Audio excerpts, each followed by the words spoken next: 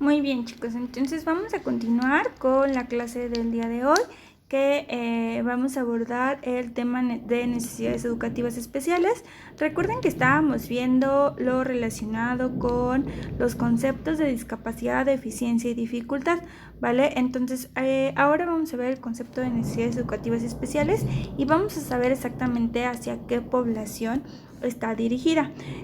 Aquí, bueno, nos habla de las que el término de necesidades educativas especiales se hace referencia a las dificultades o limitaciones que puede tener un determinado número de alumnos en sus procesos de enseñanza-aprendizaje. Entonces, aquí vamos a hacer hincapié en que va a...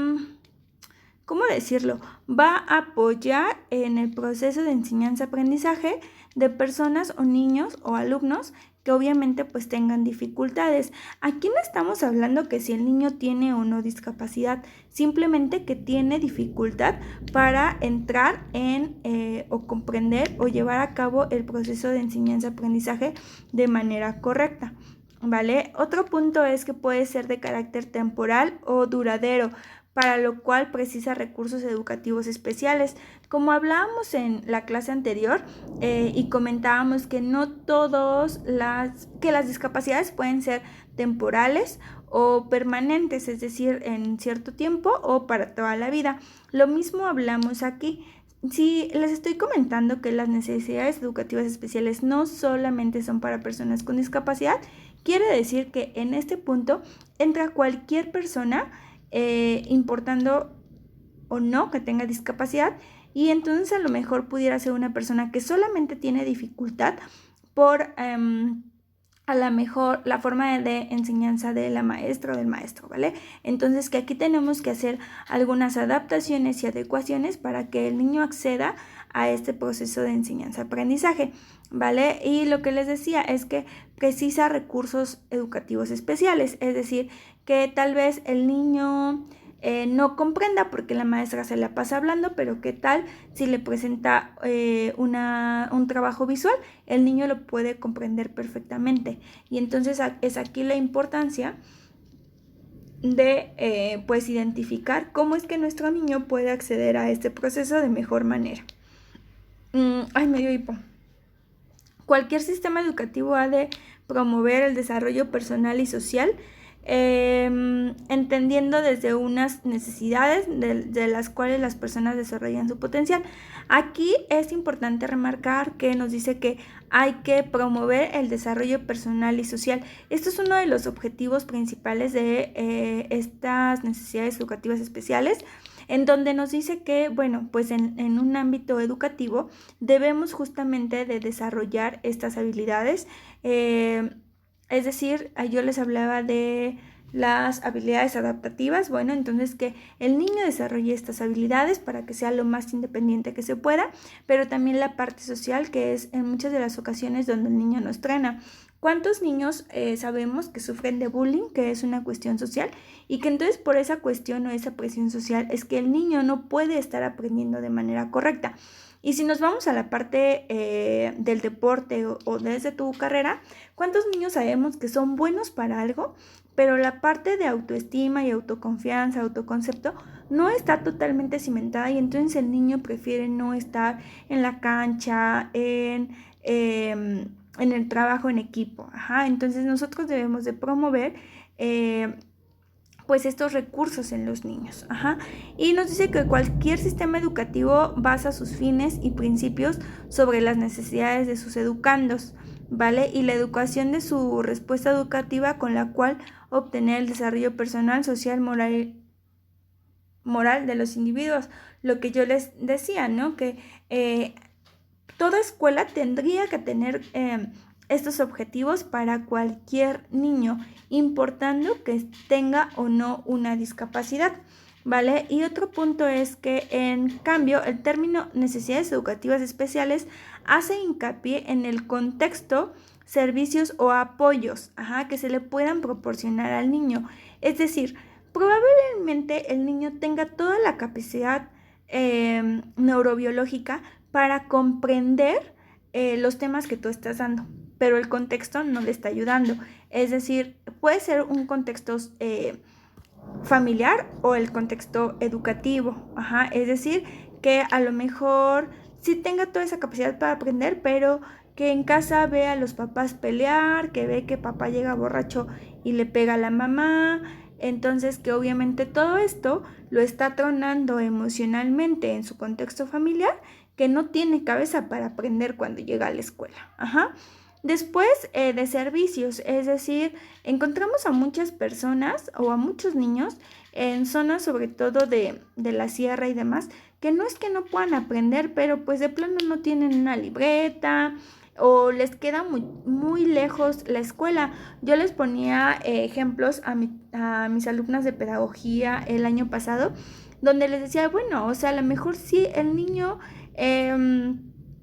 puede aprender, pero ¿qué crees? Que para llegar a la escuela se hizo 2 horas caminando, que esa es una realidad de los mexicanos, que para llegar a la escuela tuvo que levantarse temprano, tuvo que pasar a sacar sus animales y se vino sin desayunar porque en casa no hay dinero y entonces no había que desayunar. Y que para llegar a la escuela tuvo que pues no sé, lidiar como con muchas situaciones, que entonces en el momento que llega a la escuela o quiere dormirse o quiere comer o está triste o está cansado, ¿vale? Entonces eso va a impedir que el alumno pueda aprender como con su normalidad, ¿vale? Y en los apoyos, estos sí nos hablan específicamente de los apoyos educativos que debe de dar la escuela o en este caso la docente. Por ejemplo, si yo tengo un niño sordo y yo nada más hablo y me volteo al pizarrón y dejo de verlo, pues obviamente el niño no va a comprender lo que yo le digo porque ni siquiera estoy ocupando la lengua de señas mexicana, pero tampoco le estoy permitiendo que haga una lectura labial para que sepa exactamente qué es lo que le estoy diciendo. Y aparte habla muy rápido como en este momento lo hago. Entonces, el niño, aunque quiera y aunque pueda cognitivamente adquirir el conocimiento, no lo va a adquirir porque no le estamos dando esos apoyos que él necesita para comprenderlo. O vamos con un niño ciego que no se le da ese apoyo, que a lo mejor yo les dejo un trabajo, no sé, a lo mejor pienso en una lectura, yo les digo, ¿saben qué? Me van a leer este cuento y me van a contestar estas preguntas. Entonces, cada quien de manera separada, y resulta que el niño pues es ciego, entonces no puede leerlo. Lo ideal es que el apoyo que yo le brinde es o que yo se lo lea para que él lo escuche o que yo le dé un cuento en braille. Por eso la importancia de que ustedes aprendan braille o mínimo las bases de braille, ¿vale? Y por eso es que quiero enseñarles. Entonces, aquí nos habla como de todos los apoyos. Y apoyos, también hablo de las adaptaciones curriculares que se deben de hacer para que nuestro alumno acceda al conocimiento. Es decir, si yo tengo un niño con discapacidad intelectual y yo me estoy dando cuenta, no es que sea pesimista, no es que sea mala onda, mala leche, pero yo me estoy dando cuenta que mi niño no tiene ese potencial cognitivo para que llegue a un nivel educativo de licenciatura, ni siquiera a lo mejor de prepa o secundaria. Bueno, está bien, tengo que ser muy realista, pero entonces aquí lo ideal es que yo le dé herramientas para que mi niño sea lo más independiente que se pueda. Entonces, desde tu licenciatura le vas a dar esas habilidades motrices que van a ayudar a la conexión neuronal que el niño va a generar. Y yo, docente, voy a generar entonces que mi niño a lo mejor no aprenda a multiplicar y dividir, porque de plano no puede. Pero entonces lo voy a ayudar para que él aprenda a vestirse, para que él pueda practicar un deporte, para que genere una habilidad. ¿Cuántos? Bueno, yo conozco a varios niños con autismo que somos muy reales y que en ningún momento quiero ser como pesimista, pero yo les digo a los papás, tenemos que ser muy, muy reales en que si el niño puede o no llegar a tener una licenciatura y entonces un trabajo. Pero si ese niño puede, pues muy bien, hay que seguirlo estimulando. Pero si ese niño no puede, entonces vamos a encontrarle un talento y que con ese talento pueda sacar un fruto. Por ejemplo, tengo un niño es un adolescente con autismo que dibuja de verdad impresionante, ¿no? Y nunca ha ido a clases de dibujo ni nada. O sea, él es nato siendo bueno en el dibujo. Entonces yo le digo a la mamá, él tiene la capacidad para terminar una licenciatura, pero ahorita va en la secundaria y se les está viendo difícil con situaciones de bullying y de comunicación. Entonces yo le decía a la mamá, bueno, si él por alguna circunstancia no pudiera terminar la licenciatura, entonces hay que seguir explotando la parte del dibujo, en donde es algo que él disfruta mucho y que es muy bueno, y entonces que su trabajo vaya relacionado con esto. Entonces nosotros tenemos que hacer lo mismo en la educación especial, encontrar talentos y trabajar sobre ellos. Si tú encuentras un talento en un niño con alguna discapacidad, es importante que entonces tú te enfoques a ese talento para que este niño viva de ello. Y otro punto es que nos dice como elementos de una respuesta educativa específica y adecuada al alumnado. Es decir, no le vamos a enseñar, no sé, a lo mejor no le vas a hablar en lengua de señas al niño que sí escucha, o sea, no tendría sentido, ni le vas a dar braille al niño que ve. Simplemente le vas a dar a cada uno de los alumnos lo que requiere para que su proceso de aprendizaje-enseñanza sea el adecuado.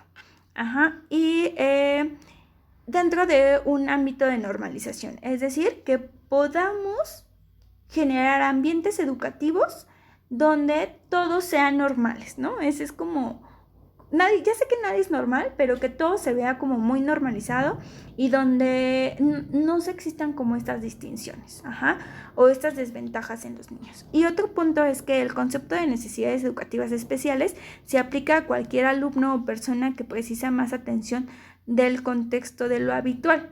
Ahí este es un punto muy, muy importante. ¿Por qué? Porque yo a lo mejor para aprender inglés no encontré una maestra suficientemente buena para que a mí me entrara el inglés. Pero a lo mejor si a mí me hubieran enseñado los números brincando o en movimiento, seguramente yo los hubiera aprendido muchísimo más rápido.